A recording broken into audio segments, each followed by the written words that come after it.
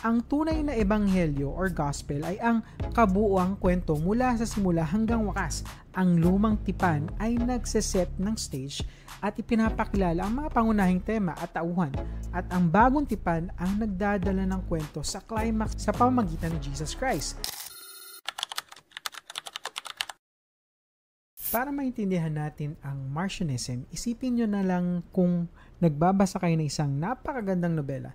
Si Marcion noong 2nd century ay may mga kakaibang pananaw tungkol sa author ng Lumang Tipan kumpara sa author ng Bagong Tipan. Akala niya ibang writers ito na may iba-ibang mensahe. Pero ang mga unang Kristiyano naniniwala na iisang kwento ito at iisang author, ang Diyos. Let's talk about our rejection of the Old Testament. Rejection of the Old Testament. Ngayon, isipin nyo kung babasahin nyo lang ang ikalawang bahagi ng nobela at tatanggihan ng nauna, ang dami nyong mamimiss na detalye at konteksto. Ganito rin ang Marcionism. Tinanggihan ni Marcion ang lumang tipan, iniisip na ang Diyos doon ay malupit at luma na.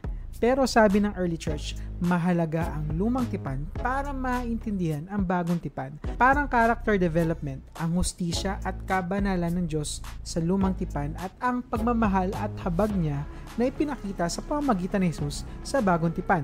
Sabi sa 2 Timothy 3:16, all scriptures is God-breathed and is useful for teaching, rebuking, correcting, and training in righteousness. You understanding the true gospel. Understanding the true gospel, ang tunay na ebanghelyo or gospel ay ang kabuuang kwento mula sa simula hanggang wakas. Ang lumang tipan ay nagseset ng stage at ipinapakilala ang mga pangunahing tema at tauhan, at ang bagong tipan ang nagdadala ng kwento sa climax sa pamamagitan ni Jesus Christ. Sa Luke 24:27, ipinaliwanag ni Jesus sa mga disipulo kung paano ang lumang tipan ay nagtuturo patungkol sa kanya. Beginning with Moses and all the prophets, he explained to them what was said in all scriptures concerning himself. Letter T, the unity of Scripture. The unity of Scripture. Isipin nyo kung may nagsabi na ang simula ng isang nobela ay walang kinalaman sa wakas nito. A-argue kayo na bawat bahagi ng kwento ay konektado. Ang buong Biblia ay nagsasabi ng iisang kwento ng kaligtasan. Mula sa paglikha, pagkahulog ng tao sa kasalanan at pagtubos sa pamamagitan ni Jesus Christ. Ang Diyos ng lumang tipan ay siya ring Diyos ng bagong tipan.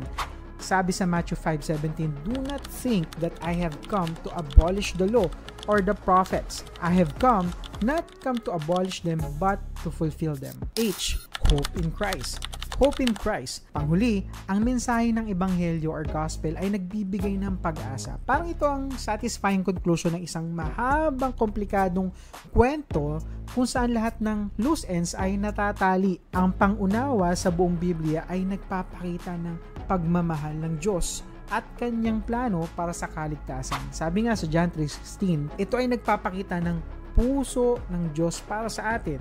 Sabi doon, for God so loved the world that He gave His one and only Son, that whoever believes in Him shall not perish but have eternal life. Practical application. Number 1, educate yourself. Kung interesado kang malaman ng tungkol sa Marcionism at ang mga katuruan ng Biblia, maglaan ng oras para magbasa at mag-aral. Makakatulong ito upang maunawaan mo ang kabuuan ng plano ng Diyos. Number 2, engage in conversations. Huwag matakot makipag-usap sa mga Kristiyano at itanong ang iyong mga katanungan. Ang pag-usapan ang mga bagay na ito ay nakakatulong upang mas lumalim ang iyong kaalaman at pananampalataya. Number 3, examine the scriptures. Maglaan ng oras upang basahin ang Biblia, simulan mo sa Ebanghelyo ni John at tingnan mo kung paano pinapakita ni Jesus ang kabuuan ng plano ng Diyos.